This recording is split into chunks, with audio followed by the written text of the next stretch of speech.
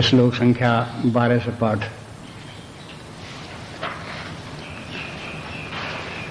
सर्वद्वाराणि संयम्य मनोहृदि निरुध्य च मूर्धन्याधायात्मनः प्राणम् आस्थितो योगधारणम् ओमित्येकाक्षरं ब्रह्म व्याहरन् मामनुस्मरन् या प्रयाति त्यजन् देहम् स याति परमां गतिम् अनन्यचेतः सततम् यो मां स्मरति नित्यशः तस्याहं सुलभा पार्थ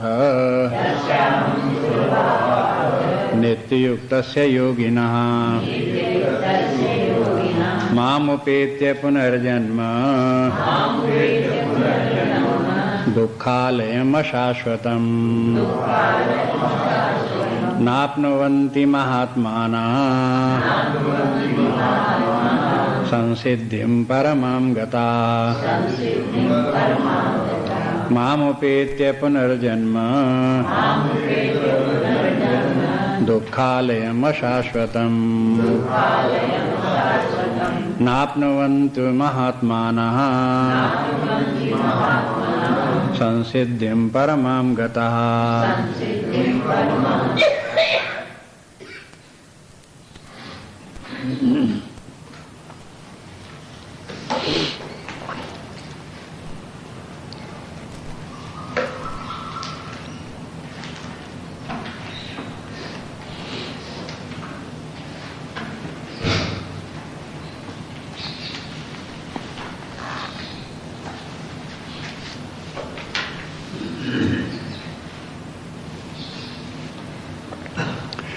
स्मरण करें, कल देख रहे थे कि परमात्मा का चिंतन कैसे करना चाहिए। यह ध्यान योग की गहन साधना है। इसकी प्रक्रिया किस प्रकार की है वो वर्णन 3 श्लोकों में भगवान ने कर दिया। पहले बाहरी तैयारी, जिसमें कि इंद्रिय निग्रह, मनोनिग्रह और प्राण का निग्रह है। उसके बाद अपने चित्त को परमात्मा में लगाना है।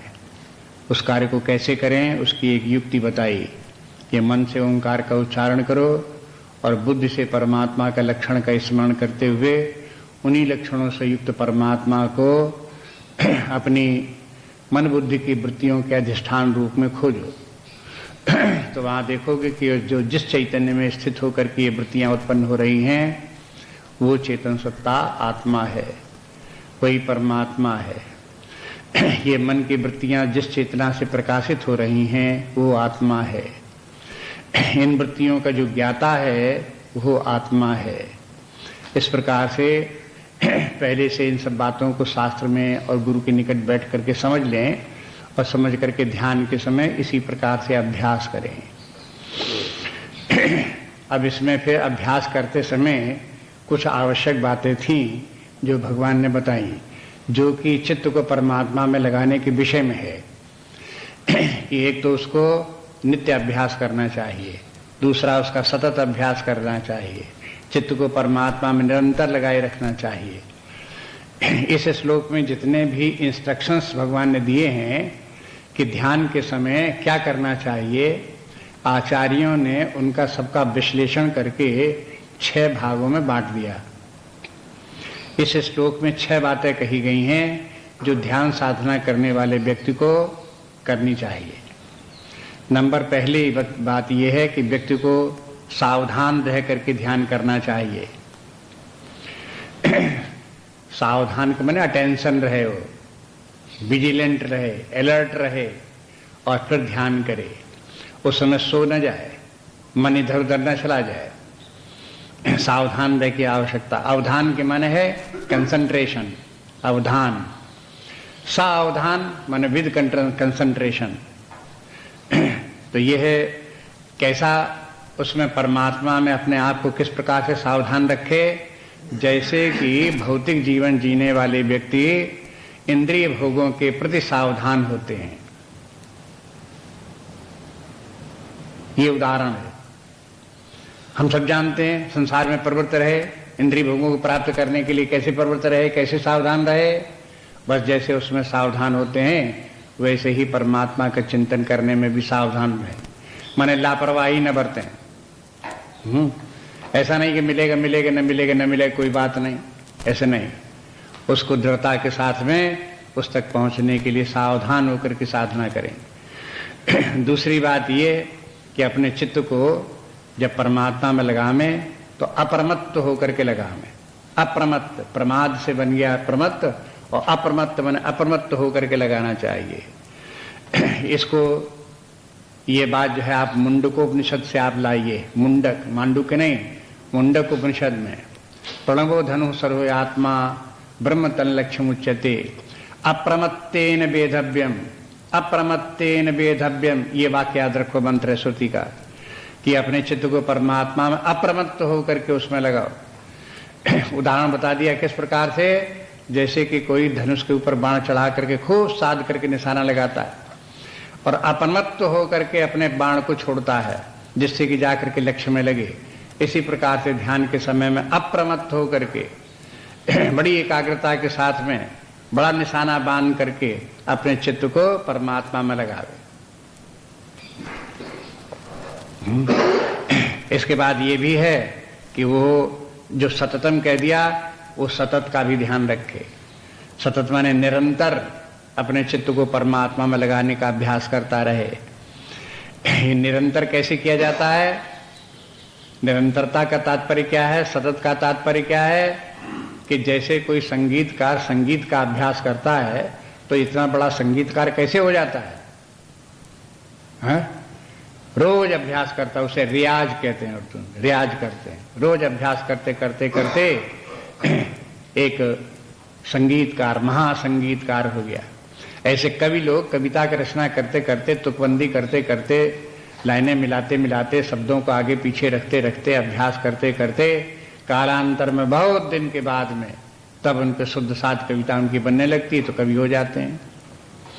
तो जैसे इनमें निरंतर अभ्यास है, कवियों का निरंतर अभ्यास है, जैसे संगीतकारों का निरंतर अभ्यास है, अथवा अन्य अन्य कलाकारों के लिए निरंतर अभ्यास करना पड़ता है, उसी प्रकार से निरंतर अभ्यास करते करते अपने आत्म स्वरूप को खोजना और चित्त को उसमें लगाने का अभ्यास करना चाहिए। 3 बातें हो गई। चौथी बात याद रखिए, उस परमात्मा में श्रद्धा होनी चाहिए। यदि श्रद्धा नहीं होगी तो ये सब कुछ नहीं हो पाएगा। श्रद्धा रख करके उसमें उसका चिंतन परमात्मा निरंतर करें। जैसे श्रद्धा का तात्पर्य है कि जिस वस्तु को हम बाद में प्राप्त करने वाले होते हैं उसकी हम पहले से ही अस्तित्व सत्ता स्वीकार कर लेते हैं। जैसे प्रातः काल सूर्योदय होने वाला होता है तो पहले से हम मान लेते हैं कि 4 बज गया, अब सूर्य निकलने वाला है, निकलेगा और जरूर निकलेगा। ये सूर्य के उदय में श्रद्धा है, ये उदाहरण श्रद्धा का। इसी प्रकार से ये श्रद्धा रखें कि हम ये साधना कर रहे हैं तो अवश्य ही हमें आत्म तत्व परमात्म तत्व की उपलब्धि होगी।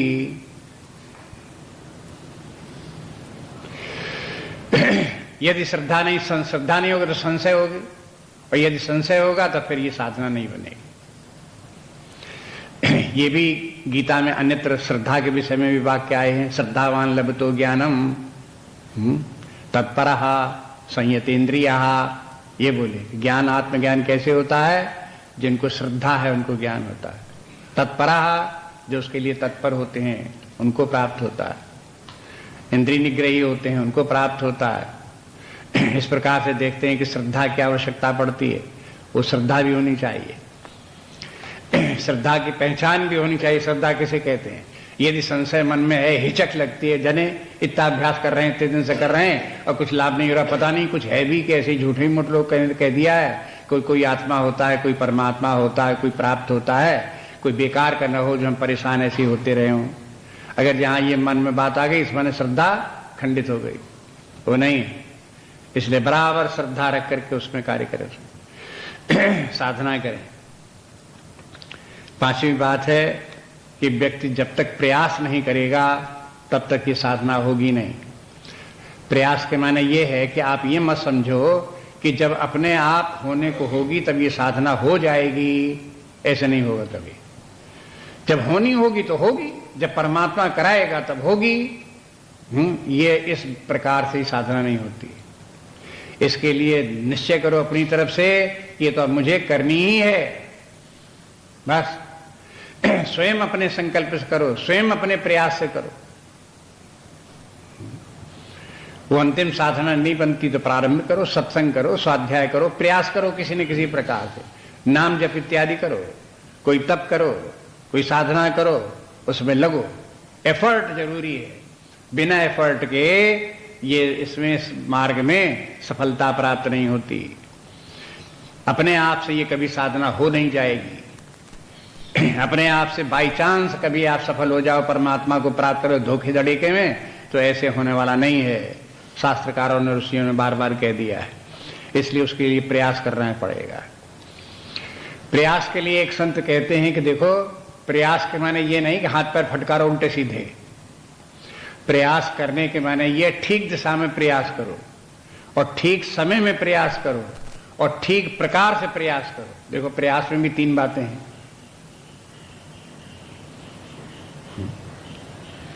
ठीक दिशा में प्रयास करो। प्रयास तो दुनिया में हर कोई करता रहता, संसार की तरफ विषय भोगों को प्राप्त करने के प्रयास तो करता ही रहता। कौन नहीं करता प्रयास? उस प्रयास से परमात्मा प्राप्त होने वाला नहीं। जब उसी दिशा में, परमात्मा की दिशा में प्रयास करोगे तभी प्राप्त होगा। ठीक समय पर प्रयास करो। ठीक समय पर जब शरीर में शक्ति हो, सामर्थ्य हो और साधना कर सकते हो, उस समय प्रयास करो। और जिस समय दुर्बल हो गए, शरीर काम नहीं करता है, मन बुद्धि काम नहीं करते हैं, सब दुर्बल हो गए, अशक्त हो गए, उस समय फिर प्रयास भी काम नहीं करेगा आपका। इसलिए जिस समय की प्रयास, उसके लिए प्रयास जिस समय करना चाहिए तो समय का भी ध्यान रखो, दिशा का ध्यान रखो, समय का ध्यान रखो, और जिस प्रकार से प्रयास किया जाता है उसको ध्यान रखो। प्रकार माने हर क्षेत्र में अलग अलग प्रकार के प्रयासों की आवश्यकता है। यहां पे जिस प्रकार के प्रयास की आवश्यकता है, श्रवण करो, मनन करो, निधिध्यासन करो, शास्त्र का अध्ययन करो, मनन चिंतन करो, तप करो, जप करो, ये सब इसके प्रयास के सही दिशाएं हैं। तो सही प्रकार से प्रयास करो, तब उस परमात्मा की प्राप्ति होगी। बिना प्रयास के नहीं होगी। आपको बता चुके, एक बार याद होगा, ब्रह्म सूत्र के उपोद्घात में प्रारंभ में अध्यास भाष्य जिसे कहते हैं, उसमें एक जगह शंकराचार्य जी ने लिख दिया कि व्यक्ति इस प्रकार से अविद्या ज्ञान में पड़ा हुआ जो जीव है वो कभी भी इस अविद्या की ग्रंथि से छूट नहीं सकता।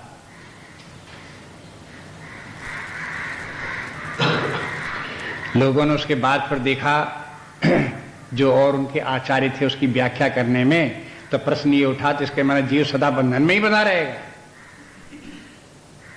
छूट ही नहीं सकता। ये कहां शंकराचार्य ने लिख दिया? तो उसमें आचार्य ने बताया, उनके कहने का तात्पर्य प्रसंगानुकूल आगे पीछे करके देखो तो तात्पर्य यह है कि जब तक जीव स्वयं प्रयास नहीं करेगा तब अपने आप कभी अविद्या नष्ट होने वाली नहीं है। जन्म जन्मांतर बनी रहेगी, युग युगांतर बनी रहेगी। अविद्या कभी अपने आप, बिना प्रयास करने वाले व्यक्ति की अविद्या कभी नष्ट नहीं होती। इसलिए प्रयास आवश्यक है। जो प्रयास नहीं कर रहे हैं वो अपने पैरों में कुल्हाड़ी मार रहे हैं, स्वयं अपने गले में फांसी का फंदा डाल रहे हैं, अपने साथ ही अत्याचार कर रहे हैं। छठवीं बात ये कि अभ्यास है। अभ्यास योग युक्ते, जैसा भगवान ने बोल दिया, तो व्यक्ति को बार बार इसका अभ्यास करना चाहिए। अभ्यास करना चाहिए। एक तो पहले बात बताई कि निरंतर अभ्यास करना चाहिए, और दूसरे अभ्यास और निरंतरता, ये दो पॉइंट हैं। अभ्यास करोगे, निरंतर नहीं करोगे, तो अभ्यास वो आपका काम नहीं करेगा। और अगर आप निरंतर तो कर रहे हो लेकिन अभ्यास नहीं कर रहे हो तो भी काम नहीं करेगा। निरंतरता के साथ अभ्यास जोड़ो, निरंतर अभ्यास करो। इसके माने है ध्यान साधना सुबह शाम दोपहर बार बार इस प्रकार का करो और अपने सारी कार्य व्यापार करते हुए भी इस अपने आत्म स्वरूप में स्थित रहने का अभ्यास करो। संसार की बड़ी से बड़ी हानि हो जाए तो उसकी चिंता मत करो, ये कार्य अवश्य होना चाहिए। ये नहीं कि अरे काम बिगड़ रहा तो तुमने छोड़ दिया से अभ्यास, ऐसे नहीं। अगर आपने ये ध्यान दिया कि यही सबसे महत्वपूर्ण काम यही है, हाईएस्ट मेरिट आप इसी को दे रहे हो, प्रायोरिटी हाईएस्ट प्रायोरिटी इसी को दे रहे हो, तो उसके सामने और जो बातें आएंगी स्थितियां आएंगी उनमें नुकसान हो गई, हानि होगी तो उसकी परवाह मत करो। वो हानि कोई हानि नहीं है। लेकिन जिन लोगों ने अपने आत्मस्वरूप को प्राप्त नहीं किया, मनुष्य शरीर प्राप्त करके परमात्मा को नहीं प्राप्त किया, इससे बड़ी कोई दुनिया में हानि नहीं। सबसे बड़ी हानि केनोपनिषद आप देख लो, उसमें कहते महती विनष्टि ही, मनुष्य के सबसे बड़ा विनाश यही है कि उसने परमात्मा को प्राप्त नहीं किया मनुष्य शरीर प्राप्त करके। इसलिए इतनी बातों को ध्यान में रख करके साधना करनी चाहिए। ये समस्त भाव इसमें 14वें श्लोक में थे जो कल अंत में देख रहे थे। अब देखिए ये बताते हैं कि ऐसा करने पर होगा क्या। परमात्मा की प्राप्ति हो जाए, चित्त परमात्मा में लग जाए तो उसके क्या लक्षण हैं, क्या प्रतिफल है। आपको ये लगा कि ये तो बहुत बड़ा काम था, बड़ी बड़ी साधना थी, बहुत परिश्रम करना पड़ेगा, तो हाथ में क्या आएगा, मिलेगा क्या। तब जब तक कि व्यक्ति को कोई प्रयोजन नहीं दिखाई देता तब तक कोई कुछ कार्य करता नहीं है। प्रयोजन कुछ होना चाहिए। शंकराचार्य जी का भी एक वाक्य ये है कि जो मंद बुद्धि के व्यक्ति हैं वो भी बिना प्रयोजन कुछ नहीं करते, पशु तक बिना प्रयोजन कुछ नहीं करते। इसलिए बुद्धिमान व्यक्ति भी प्रयोजन देख लेता है तभी करता है। इसलिए प्रयोजन क्या है इसका, ये कहते हैं प्रयोजन ये कि व्यक्ति जो कुछ चाहता है वो सब कुछ इस अवस्था में से प्राप्त हो जाता है। जो कुछ चाह सकता है वो सब इस अवस्था में प्राप्त हो सकता है। जो अधिक अधिक आप चाहते हो, परमानंद चाहते हो तो प्राप्त हो जाएगा। परम स्वतंत्रता चाहते हो तो इस अवस्था में प्राप्त हो जाएगा। परम सुरक्षा चाहते हो तो इस अवस्था में प्राप्त हो जाएगी। परम शांति चाहते हो तो इस अवस्था में प्राप्त हो जाएगी। जो कुछ भी आप चाह सकते हो उस अपने मन में चाह लो, ज्यादा से ज्यादा क्या चाह सकते हो सो इसमें प्राप्त हो जाए। इसलिए कहते हैं मामुपेत्य पुनर्जन्म, मुझे प्राप्त करके व्यक्ति का पुनर्जन्म ना अपनवंती। मामुपेत्य अगले पंक्ति में जो शब्द है उसको इसके साथ जोड़ लो, मामुपेत्य पुनर्जन्म ना अपनवंती। मुझको प्राप्त करके व्यक्ति को फिर पुनर्जन्म प्राप्त नहीं होता। अब ये विशेषण है कि ये दुखालयम अशाश्वतम, ये पुनर्जन्म कैसा है, दुखालय है और अशाश्वत है, ये दोबारा नहीं मिलता है। फिर कहते हैं आपनवंतो, जिसको कि ये मामुपेत्य जिसे कि परमात्मा की प्राप्त हो जाती है वो व्यक्ति फिर क्या कहलाता है, कोले बोले महात्मना, उसी व्यक्ति को महात्मा कहेंगे। संसिद्धिम परमाम गतः, उसके दोनों काम सिद्ध हो गए, संसिद्धि भी मिल गई और परम गति भी प्राप्त हो गई। आप देखो गीता में ये दो बातें साथ साथ चलती हैं, एक संसिद्धि और एक परम गति। अनेक जन्म संसिद्धि ततो याति परम गतिम, संसिद्धि तो अनेक जन्मों में होती है और उसके बाद संसिद्धि प्राप्त होने पर परम गति प्राप्त होती है। संसिद्धि के माने क्या हुआ, साधना के फलस्वरूप जो कुछ व्यक्ति को प्राप्त होता है वो संसिद्धि है। सत्वगुण की प्राप्ति हो गई, मन शांत हो गया, निर्मल हो गया, पवित्र हो गया, निर्विकार हो गया, रजोगुण रहित हो गया, शांत स्वस्थ प्रसन्न हो गया, उदार हो गया, कृपालु हो गया, दयालु हो गया, सहनशील हो गया। ये सब क्या है, ये व्यक्ति की संसिद्धि है। वैराग्यवान व्यक्ति बन गया, विचारवान व्यक्ति बन गया, ये सब उसकी संसिद्धि है। व्यवहारिक अवस्था में अनुकूल प्रतिकूल परिस्थितियों पर विचलित नहीं होता, सदा शांत रहता है, प्रसन्न रहता है, ये उसका क्या हुआ? ये संसिद्धि हो गई। अब ऐसे संसिद्ध व्यक्ति को परम गति प्राप्त होगी। तो परम गति प्राप्त होगी तब उसे क्या, इसके बाद क्या प्राप्त होगा? वो फिर गुरु के पास जाएगा, आत्मज्ञान ग्रहण करेगा, तत्वमसि महावाक्यों के अर्थ को देखेगा, आत्मचिंतन करेगा, तत्व की प्राप्ति करके परमात्मा भाव को प्राप्त होगा और अचित्त परमात्मा में स्थापित हो जाएगा। ये हुई परम गति। ये दोनों ही बातें उसकी पूरी हो जाएंगी। माने आध्यात्मिक साधना उसकी आदि से लेकर के अंत तक की आध्यात्मिक साधना पूरी हो गई। ये तो थोड़ा सा अर्थ ये हुआ। अब ये देखो, माम पैत पुनर्जन्म न आपनुवन्ति, उसी व्यक्ति को पुनर्जन्म प्राप्त नहीं होता। और पूछें कि ऐसा क्यों होता है? फिर पुनर्जन्म प्राप्त नहीं होगा तो ऐसा लगता है जैसे पुनर्जन्म प्राप्त नहीं होगा तो एक बड़ी हानि हो जाएगी। अभी तो कितना अच्छा है, बार बार जन्म मिलता है, बार बार जन्म मिलता है और खूब मिलता जा रहा है, खूब मिलता जा रहा है, और परमात्मा को प्राप्त होगी तो पुनर्जन्म नहीं मिलेगा, हानि हो गई, लॉस है। तो कहते कि नहीं, ये लॉस नहीं है। ये कहो अगर किसी के दुख का नाश हो जाए तो ये कोई लॉस नहीं है।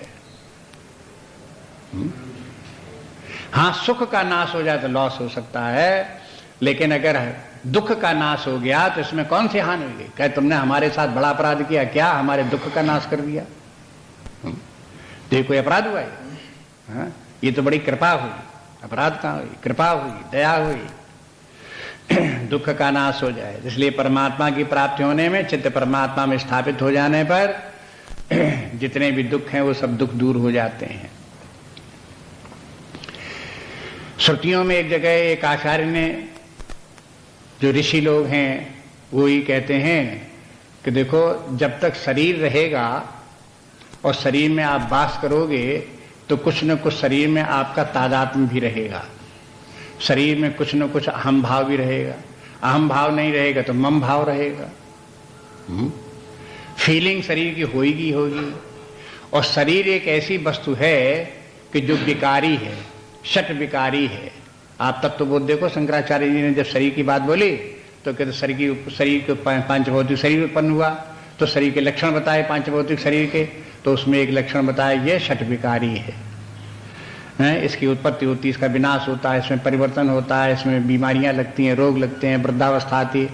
ये शरीर के जो है विकार हैं। ये अगर शरीर होगा तो शरीर विकारी होने के कारण इसमें विकार भी होंगे, और ये शरीर के जितने भी विकार हैं ये कोई सुखदायी नहीं है, दुखदायी है। इसके माने शरीर का रहना, विकारों से घिरे रहना और विकारों के कारण से दुख भोगना, ये अवश्यंभावी है। इसलिए क्या करना चाहिए कि न शरीर धारण करो और न इन विकारों के चक्कर में पड़ो। इसलिए सारे विकारों से दूर होना और विकारों से होने वाले जो दुख हैं, परेशानियां हैं, व्याधियां हैं, उनसे छुटकारा पाने के लिए शरीर से छुटकारा पाने का प्रयास करो। शरीर से छुटकारा पाने का प्रयास के मतलब क्या हुआ कि दोबारा शरीर प्राप्त न हो। शरीर प्राप्त हो गया तो प्राप्त हो गया, आप क्या करोगे? चल रहा है, अब उसे शरीर को इस बार प्राप्त हो गया सो प्राप्त हो गया।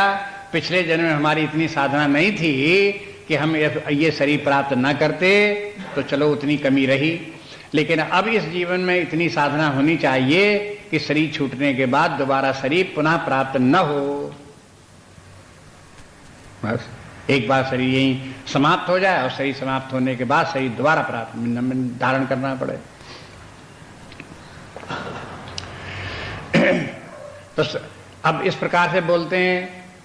एक ऋषि ने तो बताया कि देखो, जब तक शरीर है तब तक व्याधियां हैं, तब तक समस्याएं हैं, तब तक दुख हैं, इसलिए शरीर से छुटकारा प्राप्त करो। एक ऋषि कहता है कि सारी व्याधियों का कारण जन्म है, शरीर धारण करना है। अगर शरीर धारण न करो तो फिर कोई समस्या नहीं। शरीर धारण करोगे तब शरीर आ जाएगा, शरीर आ जाए तो विकारी होगा, विकारी होगा तब दुख होंगे। इसलिए शरीर की भी जड़ क्या है, आदि क्या है? उसका जन्म है। इसलिए व्याधि तो जन्म हुआ। लोगों को छोटे छोटे बच्चे बड़े अच्छे लगते हैं, बड़े प्रिय लगते हैं, हाँ? लेकिन ये नहीं समझ में आता उसने जो जन्म धारण किया ये व्याधि में आ गया, वो पड़ गया दुखों के जाल में, फंस गया जंजाल में। ये उस समय कहते हैं कि देखो कि ये जन्म लेना ही और बाल्यकाल भी सबसे ज्यादा दुखदाई है। ऊपर से देखने में हंसते फुसते भली दिखाई दें, लेकिन शिशु की अवस्था में, बाल्यकाल की अवस्था में भूखे प्यासे पड़े हुए हैं, बोल नहीं सकते, शुद्धाशुद्ध अवस्था में पड़े हुए हैं, बोल नहीं सकते, कहीं रोग लग गया तो कष्ट हो रहा है, पीड़ा हो रही है, बोल नहीं सकते, हाँ? उनकी तकलीफों को तो भी ध्यान दो कि कितनी तकलीफ उठा रहे हैं। जो शिशु अवस्था में जो इतनी तकलीफें उठाते हैं, ये सब अपने पूर्व जन्म के पापों का फल भोग रहे हैं। इसलिए ये पुनर्जन्म इस प्रकार का दोबारा न हो, इस प्रकार का प्रयास करो। तो दूसरे लोगों ने फिर पूछा कि भाई ये पुनर्जन्म होता ही क्यों है, शरीर क्यों धारण करना पड़ता है? तो बोले ये तो वासनाओं के कारण से होता है। जब तक पिछले जन्म में कोई इंद्रिय भोगों की वासनाएं होती हैं, शुभाशुभ कर्मों के फल भोगने की वासनाएं होती हैं, तब उन्हीं को भोगने के लिए शरीर मिलता है, शरीर धारण करना पड़ता है, चाहे मनुष्य का शरीर हो, चाहे किसी और पशु पक्षी का हो। इसलिए वासनाएं उसका कारण है। तो व्यक्ति के सारे दुखों का कारण क्या है कि ये बोले वासनाएं सारे दुखों का कारण है। वासनाओं से ही जन्म होता है, जन्म होने पर शरीर प्राप्त होता है, शरीर पर में फिर विकार लगते हैं, विकारों में फिर तकलीफें होती हैं, दुख होते हैं। इसलिए वासना उसका मूल कारण। एक बोल पड़ा, कहने लगा कि वासना का क्या कारण है? हाँ? वासना कहां से आ जाती हैं? तो कहते वासना का कारण तो कर्म है। व्यक्ति ने जैसे कर्म किए वैसे ही उस प्रकार से कर्म के अनुसार उसकी वासनाएं बन गई। तो हमारी सारी व्याधियों का, दुखों का कारण क्या है? कहते कर्म है। शुभाशुभ कर्म वही हमारे लिए बंधन बन गए और उन्हीं के कारण से वासनाएं बन गई। इसलिए कहीं कहीं कहा जाता कर्म बंधन। जीव किसमें पड़ा हुआ है? कर्म बंधन में पड़ा हुआ है। हर जीव का जो बंधन है, बंधन का है, शरीर का बंधन है कि कर्म का बंधन है? तो शरीर का भी बंधन जो कर्म का बंधन है मुख्य रूप में, इसीलिए शरीर में भी बंधन लग रहा है, परिस्थितियों का बंधन लग रहा है। इसलिए ये कर्म बंधन जो है सारे दुखों का कारण कर्म बंधन है। फिर बोले कि कर्म कहां से आ गए? तो बोले अविद्या के कारण से आ गए, अज्ञान के कारण से आ गए। जब तक व्यक्ति को अपने स्वरूप का ज्ञान नहीं होता तब तक वो कर्म में प्रवृत्त रहता है जीव। जीव का सबसे बड़ा अपराध यही है कि वो अपने आप को आत्मा नहीं समझता, परमात्मा नहीं समझता। यही सारे दुखों का कारण है। यदि आप अपने आप को आत्मा समझे, परमात्मा समझे, तो काहे को अविद्या हो, काहे को शुभाशुभ कर्मों में प्रवृत्त हो, काहे को वासनाएं बने, काहे को पुनर्जन्म धारण करना पड़े, काहे शरीर धारण करना पड़े, काहे को दुख भोगने पड़े, ये सब क्यों हो? अगर अविद्या नष्ट हो जाए तो आत्मज्ञान हो गया, परमात्मा की प्राप्ति हो गई। तो फिर जब अविद्या नहीं होगी तो अब उल्टे चलो, जब अविद्या नहीं होगी तो शुभाशुभ कर्म नहीं होंगे, शुभाशुभ कर्म नहीं होंगे तो वासनाएं नहीं होंगी, वासनाएं नहीं होंगी तो पुनर्जन्म नहीं होगा, पुनर्जन्म नहीं होगा तो शरीर धारण नहीं करना पड़ेगा, शरीर धारण नहीं करना पड़ेगा तो व्याधियां नहीं लगेंगी, व्याधियां नहीं लगेंगी तो दुख नहीं आएगा।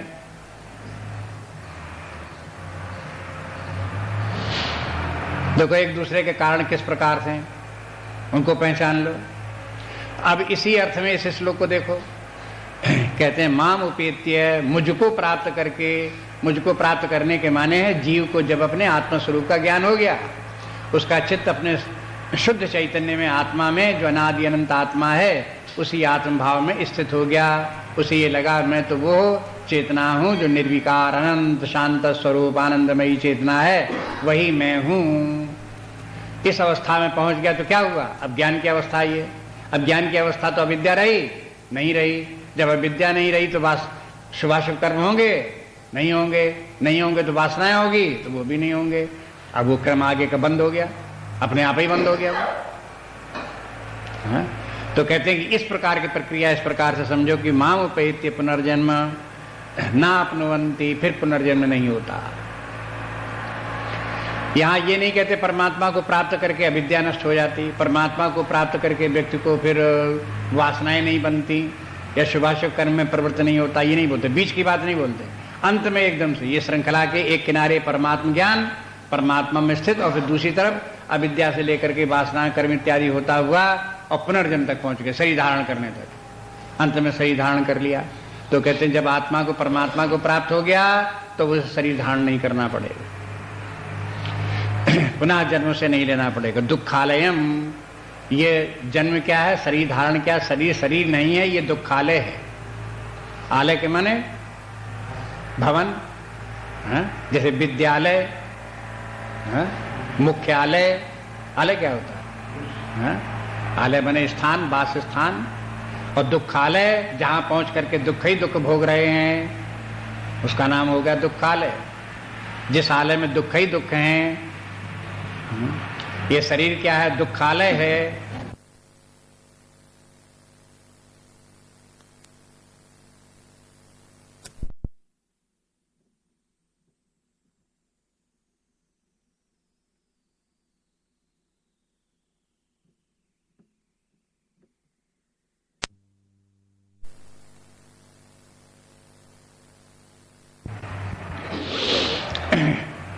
वेदांत में ये कहते हैं कि भौतिक जीवन में कभी कभी बीच बीच में कहीं इंद्रिय भोगों इत्यादि को प्राप्त करके या कहीं अनुकूल स्थिति इत्यादि प्राप्त करके व्यक्ति मोद मान लेता है, प्रसन्न हो लेता है, नाच लेता है, गा लेता है, हंस लेता है। तो ये सब क्या है?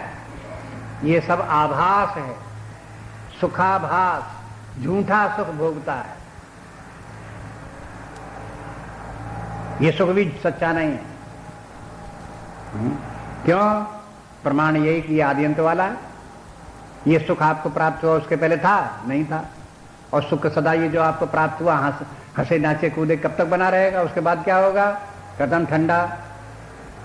इसके माने क्या है? आद्यंत वाला है। आद्यंत वाला के माने क्या है? मिथ्या। ये सब विवेक है। आप वेदांत को इस प्रकार से सुनते रहो, विचार करते रहो, धीरे धीरे आपको समझ में आ जाए कि ये संसार सर्वम दुखम, सर्वम क्षणिकम क्षणिकम, सर्वम दुखम दुखम। आप इसमें जो कहीं सुख का देखते हो तो आप ये नहीं कहो कि झूठ बोल रहा हो, तो भी तो सुख भी इसमें है। इसमें सब जिसको कि आप सुख समझ रहे हो वो भी सुख नहीं है, दुख है। इस भौतिक जीवन में, इस इंद्रिय भोगों के जीवन में जो सुख है वो भी दुख है दुख, समझ रहे हो सुख। इस भौतिक जीवन में बहुत ज्ञान भी लोगों को है, लेकिन वो ज्ञान नहीं, घोर अज्ञान है। वे लोग बेचारे अज्ञान को ही ज्ञान समझे बैठे हुए हैं, अपने आप को ज्ञानी माने बैठे हुए हैं। मैंने ये सीखा, मैंने वो सीखा, मैंने ये पढ़ा, मैंने वो पढ़ा, मैं ये जानता हूं, मैं वो जानता हूं। और फिर जान करके फिर उनको जो कुछ जानता है उसको लेकर के अभिमान करता है, और उसको जो कुछ उसने जाना उसके आधार पर प्राप्त क्या करता है? भौतिक वस्तुएं, धन संग्रह इत्यादि प्राप्त किया। तो कहते देखो मैं इतना ज्ञानी था, मैं इतना जानता था, मैं से ये कलाएं मालूम थी, तो मैंने इतना पैसा कमा लिया। तो ये सब का सब है क्या? ये सब घोर अज्ञान का जाल है। उसी के भीतर उसका ज्ञान भी अज्ञान है, उसके समस्त कर्म भी अज्ञान है, उसकी जो उपलब्धियां हैं वो भी सब अज्ञान जन्य ही है। भौतिक उपलब्धियां सब अज्ञान जन्य है, भौतिक सफलताएं सब उसकी अज्ञान जन्य है, भौतिक सुख जो कुछ उसने प्राप्त कर लिए वो भी अज्ञान जन्य है और दुख है। विवेकवान विचारवान व्यक्ति ऐसा समझ करके विरक्त रहते हैं। इस प्रकार के इन सबसे जो है ये है वैराग्य भाव। संसार का सुख कुछ नहीं है, किसी कीमत का नहीं, कोई मूल्य नहीं इसका है, उसका तिरस्कार कर देते। हे है जग की प्रपंच रचना, ये सारे जग की प्रपंच रचना हे बिल्कुल त्याज्य है, ऐसे करके मन में वृत्ति के भाव को रखते हैं, उपराम रहते हैं उससे बिल्कुल छुटकारा। ऐसे कहते हैं कि ये है शरीर जो है ये है दुखालय है। और दो बातें कहते हैं, दुखालय भी है और अशाश्वत भी है। अशाश्वत माने शाश्वत नहीं है, सदा रहने वाला नहीं है। इसके सुख भी सदा रहने वाले नहीं है। उन्हीं की बात बोल रहे थे। 5वें अध्याय में एक जगह जहां इंद्रिय सुखों की बात कही, वहां भगवान कह आए थे कि देखो कि जो इंद्रिय भोग हैं उनमें ज्ञानी व्यक्ति उन इंद्रिय भोगों में नहीं पड़ते। क्यों नहीं पड़ते? कि वो सब दुख के कारण हैं। और ये भी बताया कि वे सब के सब नाशवान हैं, नित्य नहीं हैं। वही दो बातें यहां पर भगवान कहते हैं कि देखो दुखालयम और अशाश्वतम। ये शरीर का धारण करना शरीर ही दुखालय है और शाश्वत नहीं है। और शरीर में रह करके जो इंद्रिय भोग प्राप्त होते हैं वो भी दुखमय है। क्योंकि ये दुखालय है इसलिए इसमें प्राप्त क्या होता है? दुख ही मिलता है। और दुख मिलता कैसे है? अपने कर्मफल भोग से। उनसे व्यक्ति को दुख प्राप्त होता है। दुख का भोग और भोग का स्थान शरीर। शरीर जो है वो स्थूल शरीर जो है वो भोगालय है। सूक्ष्म शरीर भोग साधन है। अब भोग पदार्थ क्या है? सुख दुख, ये भोग पदार्थ। इसलिए बोले कि ये शरीर जो है ये है, जो भोगालय शरीर जो है ये है, ये दुखालय है। यहां दुख का ही भोग होगा जाता है। इसलिए इस प्रकार से विचार करके देखो तो वो मामुपेत्य नाप्नुवन्ति पुनर्जन्म। एक बात और बता दें। एक महात्मा ने बोले, कहा कि देखो पुनर्जन्म का माने क्या है? व्यक्ति की मानसिक अवस्थाओं का क्षण क्षण बदलना ही उसका पुनर्जन्म है। अब ये वैज्ञानिक परिभाषा उसकी है। एक पौराणिक परिभाषा तो ये होती है उसने एक शरीर छोड़ा दूसरा शरीर धारण कर लिया। ये तो पुनर्जन्म की पौराणिक व्याख्या और जल्दी समझ में भी आ जाती। जीव एक शरीर से निकलेगा दूसरे शरीर में जाएगा, इसका नाम पुनर्जन्म है और दुनिया इसी को जानती है। लेकिन वेदांत की दृष्टि से ज्यादा गहनता से देखो तो जो मानसिक दशाओं का प्रकारांतर भेद है, परिवर्तन है, एक के बाद दूसरी मानसिक अवस्था आ जाती है, उसका नाम पुनर्जन्म है। एक अवस्था में व्यक्ति प्रसन्न है और दूसरी अवस्था में दुखी है, तो क्या हुआ? पुनर्जन्म हो गया। दुख में पहुंच गया तो नरक में पहुंच गया, पुनर्जन्म हो गया नरक में जाकर। अगर व्यक्ति को सुखानुभव हुआ थोड़ी देर के लिए तो थोड़ी देर के लिए स्वर्ग में पहुंच गया। जो स्वर्ग में पहुंच गया ये स्वर्ग में जाकर के उसका पुनर्जन्म हो गया।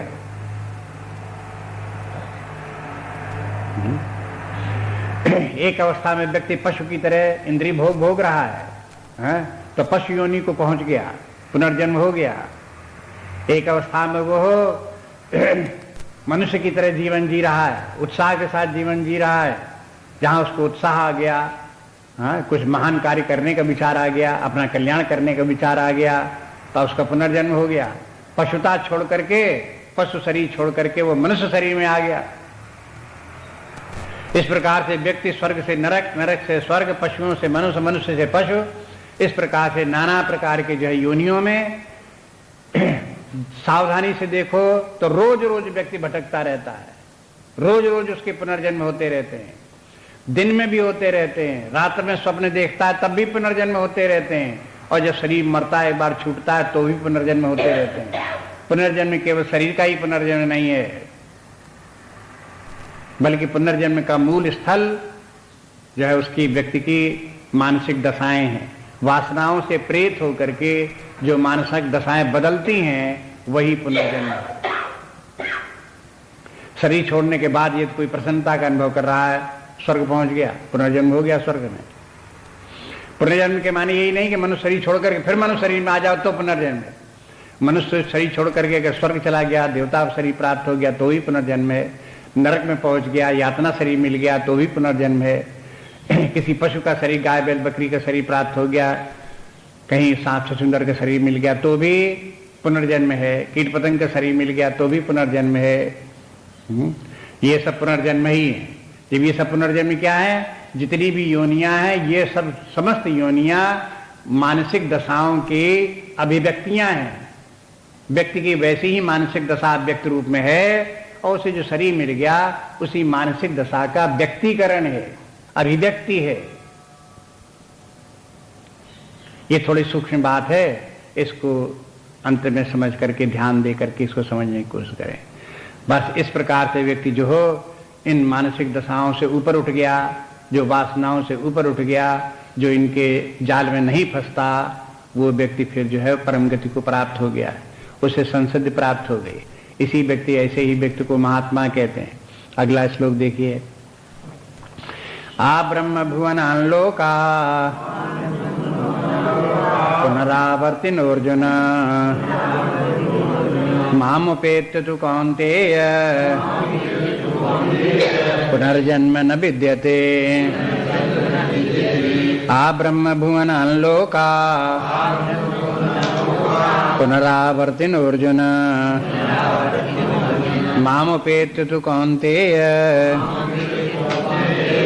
पुनर्जन्म न विद्यते।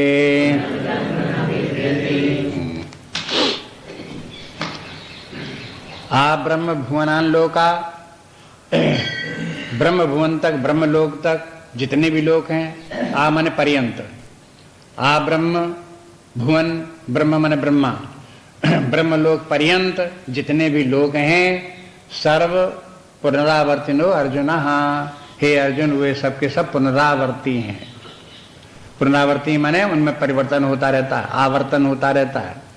ये लोग प्राप्त होते हैं फिर छूट जाते हैं, आते हैं जाते हैं, मिलते हैं उनसे अलग हो जाते हैं। पुनरावर्तिनो अर्जुन। और मामोपेत्य तो कौनती है, हे कौनते मामोपेत्य, ये मामोपेत्य पिछले श्लोक का ही है। पिछले श्लोक मामोपेत्य पुनर्जन्म नाप्नुवन्ति, फिर कहते हैं मामोपेत्य तो कौनते पुनर्जन्म न विद्यते। पिछले श्लोक में बात थी कि आत्मा को, परमात्मा को प्राप्त करके व्यक्ति को पुनर्जन्म प्राप्त नहीं होता। इसमें कहते हैं, इस वाक्य में थोड़ा सा बदल दिया कि जहां आत्मज्ञान परमात्मा भाव में हम स्थित हो गए, सच्चिदानंद स्वरूप आत्मा में, अपने आत्म भाव में चित्त उसी में लग गया, स्थित हो गया, तो कहते हैं अब यहां पुनर्जन्म की कथा ही नहीं है, पुनर्जन्म नाम की कोई वस्तु यहां है ही नहीं। न विद्यते, पुनर्जन्म न विद्यते, पुनर्जन्म प्राप्त नहीं होता ये बात नहीं कहते, पुनर्जन्म है ही नहीं, होता ही नहीं है। ये बात आ गई। तब देखो बात को थोड़ी थोड़ी, इसमें वेदांत में यही प्रक्रिया है कि पहले कुछ प्रारंभिक बात कहते हैं, फिर उसके बाद की बात कह देते हैं, फिर उसके बाद की बात कह देते हैं, इस प्रकार से कहते हैं, और थोड़ा थोड़ा अंतर होता जाता है उसमें। इसी अंतर को समझें और क्रम विकास यही इसी प्रकार से, इसी क्रम से आगे बढ़ता जाता है। जब तक कि आपको ये दिखाई देता है कि संसार है, जब तक ये शरीर दिखाई देता है, तब तक शरीर की अपेक्षा से ये कहेंगे कि देखो परमात्मा की प्राप्त होने पर ये शरीर फिर ऐसा शरीर फिर नहीं मिलेगा, सांप छुट्टी हो जाएगी इससे। लेकिन जो व्यक्ति परमात्मा भाव में स्थित ही है, आत्मभाव में स्थित है, अब उससे पूछो कि क्या स्थिति है, क्या होगा, तो क्या होगा, क्या जहां हमें तहां है, यहां न कहीं अविद्या है, न यहां कोई कर्म है, न यहां कोई वासना है, न यहां कहीं कोई जगत है, न यहां कहीं कोई नाम रूप है, न यहां कहीं कोई शरीर है, न कहीं जन्म है, न कहीं मृत्यु, यहां कुछ है ही नहीं है, सब कुछ। ये विद्यते शब्द वैसे ही है जैसा कि तीसरे अध्याय में बोला था भगवान ने, तस्य कार्यम न विद्यते, तस्य कार्यम न विद्यते। किसको? बस आत्मनेव संतुष्टा, आत्मा में ही तृप्त है, आत्मा में ही संतुष्ट है, तस्य कार्यम न विद्यते। जब अपने आत्म स्वरूप में स्थित है, उसके लिए कर्म जैसी कोई वस्तु है ही नहीं। जब अपने, इसके माने अविद्या जैसे, जो आत्मज्ञान में स्थित है, परमात्मा भाव में स्थित, उसके लिए अविद्या जैसी कोई वस्तु है ही नहीं। जो अपने आत्म भाव में, परमात्मा भाव में स्थित, उसके लिए कर्म जैसी कोई वस्तु है ही नहीं। इसके माने अब वहां से वहां तक सब जोड़ लो। जब आत्मभाव में स्थित रहने वाले व्यक्ति के लिए कर्म नहीं है, तो वासना कहां से हो जाएगी?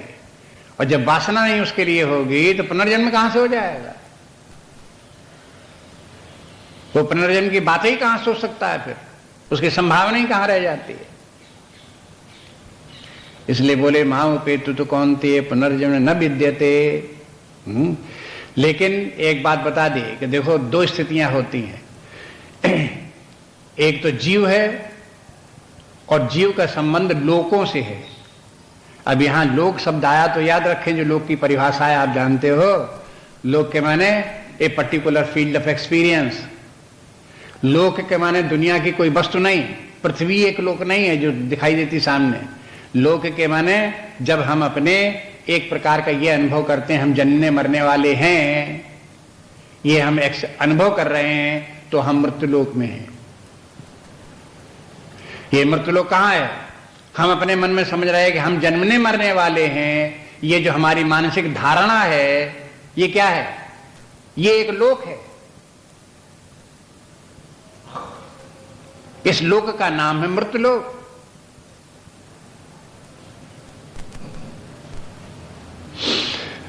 इसी प्रकार से अन्य लोक हैं, वो क्या है? हमारे मानसिक धारणाएं हैं। जैसे जैसे हमारी धारणा बदलती जाती है वैसे वैसे लोक बदलते जाते हैं, फील्ड ऑफ एक्सपीरियंसेस बदलते जाते हैं। एक व्यक्ति एक संदर्भ में तो पापी हूं, हाँ? पाप का परिणाम दुख भोग रहा हूं, तो फिर कहां है वो? हाँ? नरक लोक में वास कर रहा।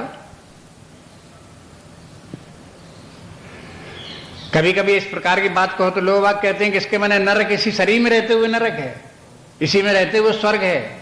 अरे इस शरीर में रहते हुए स्वर्ग नरक है, और शरीर न हो तो भी है, क्योंकि फील्ड ऑफ एक्सपीरियंस है जो है माइंड में है, कोई शरीर में तो है नहीं। इसलिए शरीर होगा तो भी एक फील्ड ऑफ एक्सपीरियंस माइंड का है, और शरीर नहीं होगा तो माइंड तो है ही है, और फील्ड ऑफ एक्सपीरियंस तो बना ही बनाया है। तो बिना शरीर के भी स्वर्ग लोक हैं और नरक लोक हैं, शरीर रहते हुए भी स्वर्ग लोक नरक लोक हैं। केवल शरीर में ही स्वर्ग नरक हो सो नहीं है, केवल शरीर छोड़ देने पर ही स्वर्ग नरक हो तो ऐसा नहीं है।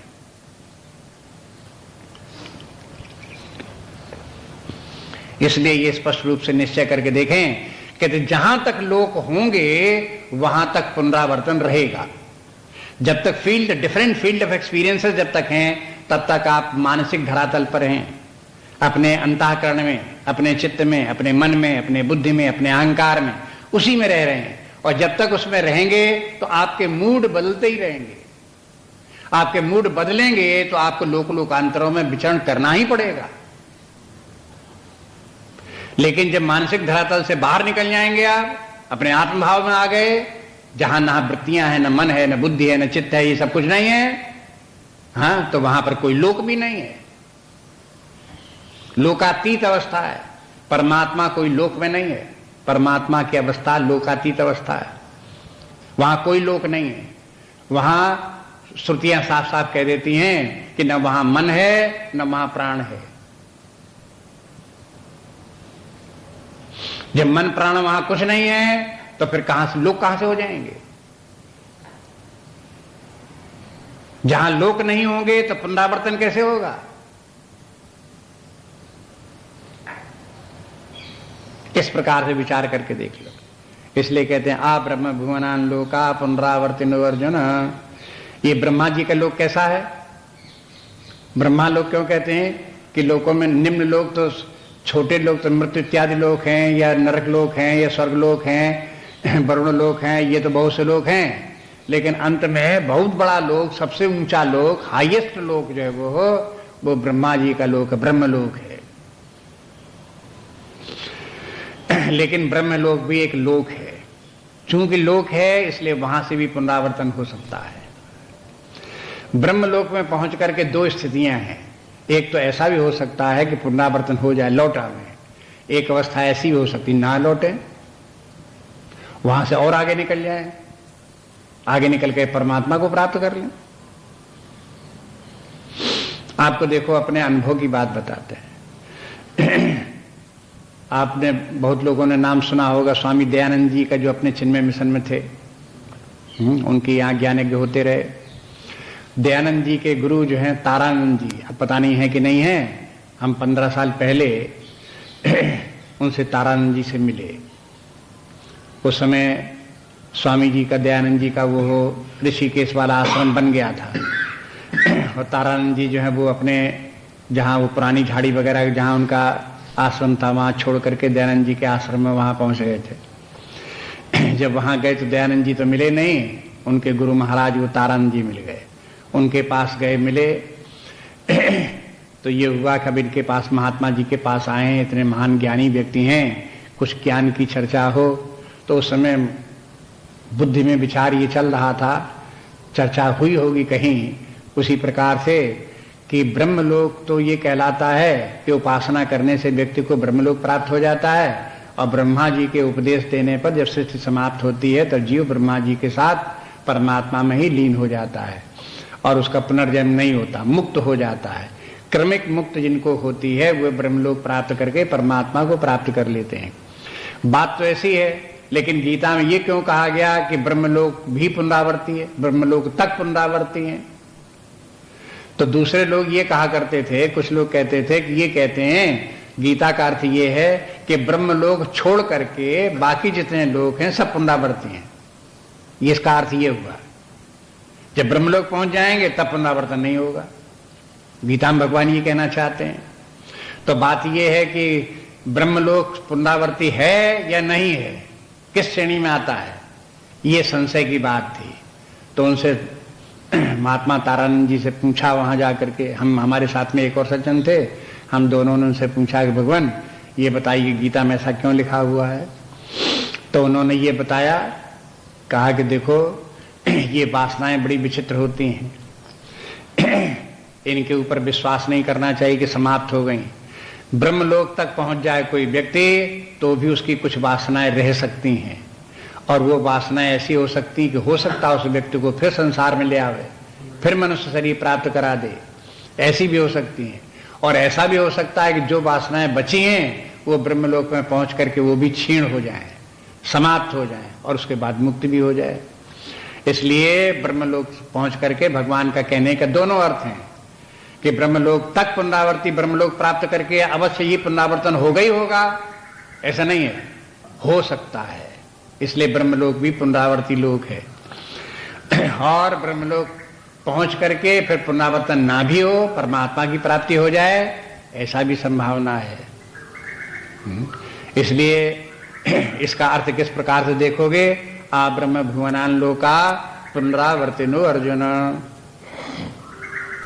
अब इस बात को समझने के लिए थोड़ा सा अगले श्लोक में जो भगवान ने विस्तार किया है कि ब्रह्मलोक कैसा है, उसके बारे में जरा थोड़ा सा विचार करेंगे, तब आपको अपने आप ही स्पष्ट होने लगेगा कि ब्रह्मलोक पुनरावर्ती है तो कैसे है, नहीं है तो कैसे है, स्वयं आप देख लोगे। बस अब यहीं तक।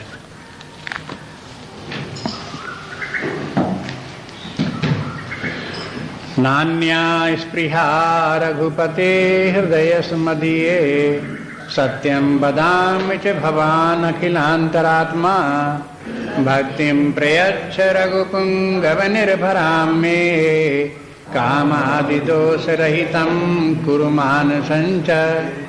श्री राम जय राम जय जय राम,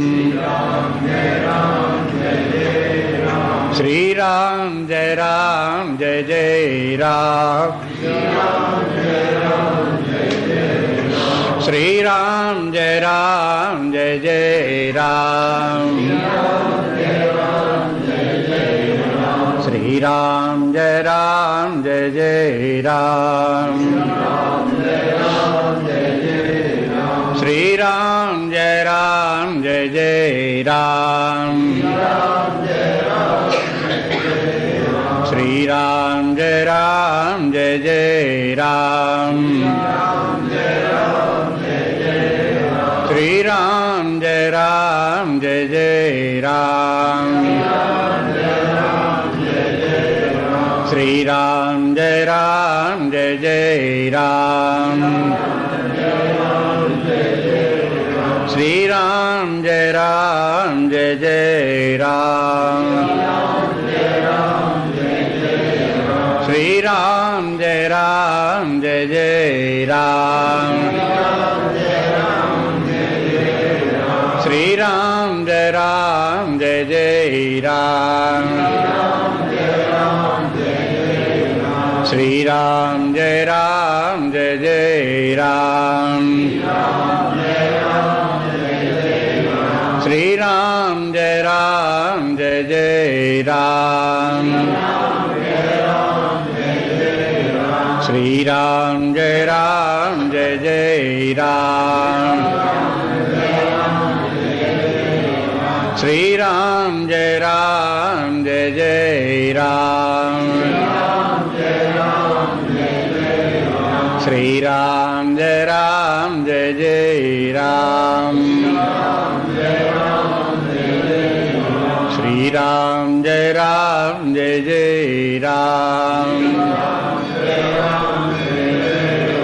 श्री राम जय जय राम। श्री राम जय जय राम।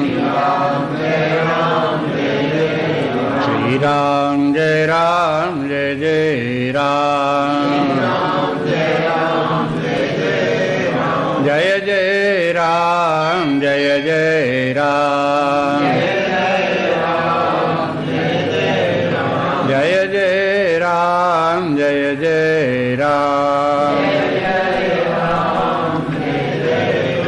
जय जय राम जय जय राम। जय जय राम जय जय राम। जय जय राम जय जय राम। जय जय राम जय जय राम।